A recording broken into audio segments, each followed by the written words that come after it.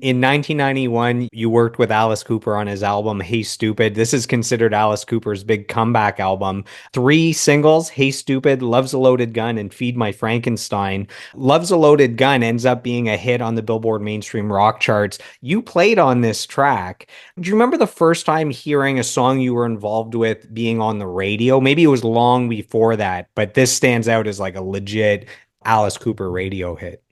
Well, I think the first time I was involved in something that was on the radio was probably either a Jim Foster or a Paul Jans, because Jim Foster had a national hit with X-Ray Eyes back in '86, I think.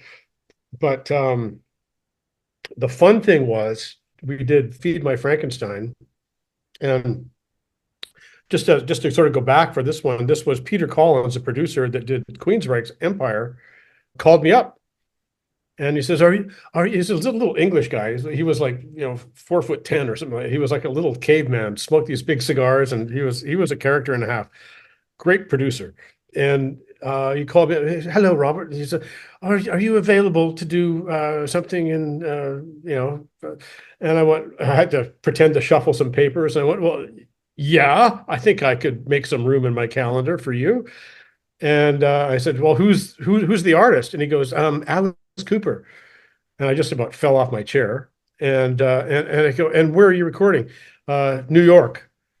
Okay. It goes, okay, then the cartage company will be there next week to come and pick up all your gear. We'll ship it to New York and we'll send you a plane ticket. I went, you know, still my beating heart, it was pretty crazy. But going to the theater to watch Wayne's World and hearing my keyboard parts coming out of the speaker in a theater full of crowded people to Feed My Frankenstein, I just about peed myself. It was so much fun, and yet very surreal at the same time, because I'm very conscious of the fact no one else knows that he had anything at all to do with this, and yet there it is. So it was kind of fun. That was my second platinum album. So, And that song features two of the greatest guitarists of all time, right? That has Joe yeah, Satriani and Steve Vai on it. yeah, and Slash. I mean, there's the veritable who's. I think Vinnie Moore was in the studio in New York. Nikki Uh, Sixx from Motley Crue's on bass. yeah, I know. It's just like a who's who of metal was on that album, Ozzy and Osbourne does backups, I think, on the opening singing track. background vocals. Yeah, it was, and yeah, it's just crazy. That was on the West Coast sessions. I didn't do any of the West Coast sessions. I just did the East Coast sessions.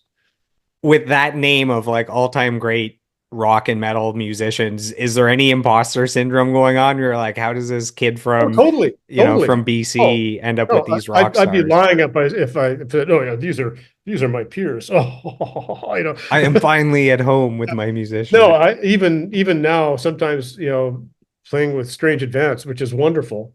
I have a hard time, like my good friend Ross, the drummer. We've been playing together since we were 17 years old, in his mom's basement. And almost invariably, at some point before every gig, we look at each other and go, "Can you believe we're actually doing this still?"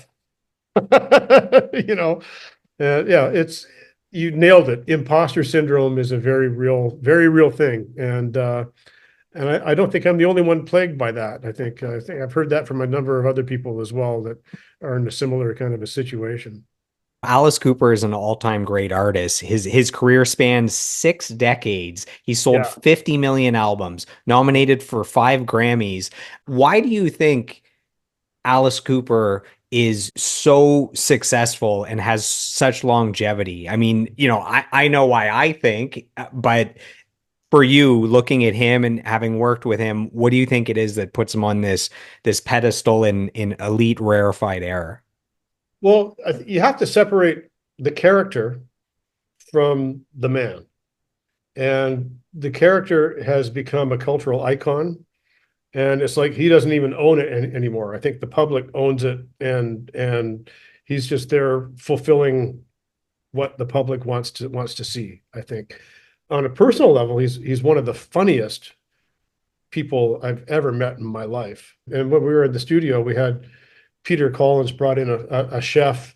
And so at the end of recording every day, the chef would have a band dinner for all of us. It was me and Mickey Curry, who was a drummer for Hall and Oates at that time, and Hugh McDonald, who's now the bass player for Bon Jovi. Yeah, and Steph Burns, who went on to be his live guitar player.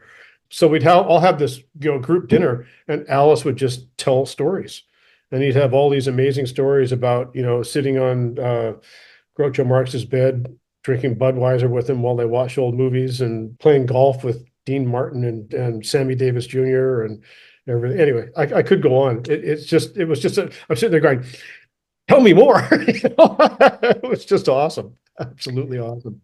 Yeah, from what I hear, Alice Cooper's like shockingly intelligent, shockingly funny, and he's been labeled, I think Rolling Stone labeled him like their favorite personality, essentially. Like interviewing him is like the gold Yeah, standard of great interviews. he's totally incredibly bright and incredibly insightful. And dude has seen some stuff. Fortunately, when I was working with him, he was sober, relatively freshly sober, I think. And he's the complete antithesis about what your parents warned you about when you wanted to go to one of his concerts. At least that's what my parents warned me about when I wanted to go. They wouldn't let me go at first. But anyway, but he's a devout Christian. His dad is a minister. He's longtime married to the same woman. He's adopted kids. It's just like, he feeds the homeless. I mean, this is not the guy who wants to, bite the heads off chickens and stuff like that. Yeah, I have a huge affection for him, and every time I see him on TV, I kind of go, "You're the man," kind of thing. So on that album, you played on the song Die For You, which also features Mick Mars, and you played on the song Wind Up Toy, which features Joe Satriani.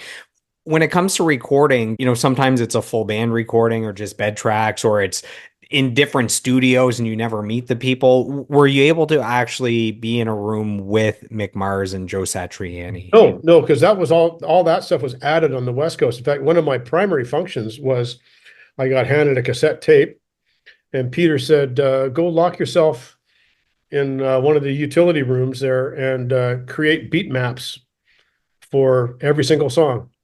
So I had to translate the demo tapes and lock down the tempos and create MIDI files with the right number of measures and markers and stuff with all that. So that was my first job, was just to lay down all that.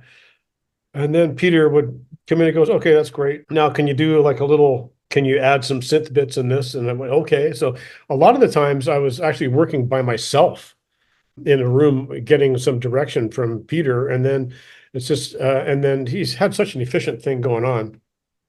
He's doing some of the guitar stuff with Steph Burns and the drums with Mickey Curry. And so the first thing I did, I got all the click maps all laid out. And then they used that to lay the drum tracks down. And then Hugh put down his bass tracks, and then the guitars were layered on top. And then in parallel, I'm trying to construct some parts for various songs, most of which was used. Not everything I did was used. And yeah, so it's like this parallel processing machine that's kind of going on. Well, you're featured on 7 songs on that album. Like you're all over that album. Yeah, well, I actually did something at some point on every single one of them, but some of it hit the cutting room floor.